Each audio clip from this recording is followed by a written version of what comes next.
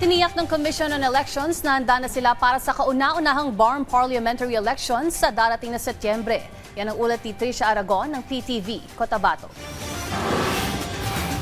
Handang-handa na ang COMELEC para sa BARM election. Ito ang tiniyak ni COMELEC Chairperson George Erwin Garcia sa press conference kahapon kasama ang Bangsamoro Transition Authority sa pangunguna ni Speaker Muhammad S. Yacob.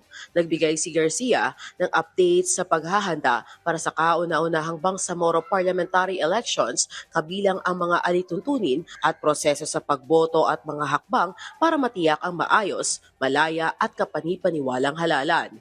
Binigyan din ni Garcia ang papel ng media sa paghahatid ng tama at napapanahong impormasyon sa mga botante. Inilahad din niya kung nasaan na ang kahandaan ng COMELEC at mga nalalabing hakbang bago ang araw ng halalan. 95% ng handa ang COMELEC. Konting-konti na lang yung kulang namin. Regional Director ng Bangsamoro Electoral Office at makukonfirm niya na yung lahat ng sinasabi natin yung kahandaan, naandun na kami.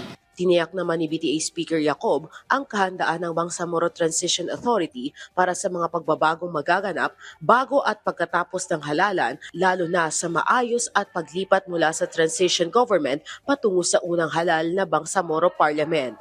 We strengthen our framework para yun na yung ma-continue from now as transition na ano yung mga good practices. Ginawa namin na may framework para yun na yung ma-continue yung mga new elected parliament. Meron po kaming ginawa na roadmap na transition of the new elected.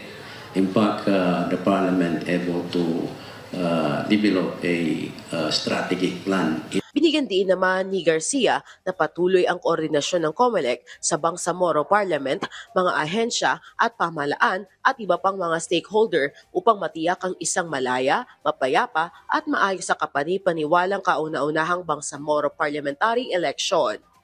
Nakatakdang isagawa ang BARM Parliamentary Election ngayong September 14, 2026. Isang makasaysayang hakbang tungo sa matatag na demokrasya at pamamahala sa Bangsamoro. Mula dito sa Davao City, Tricia Aragon para sa Bayan.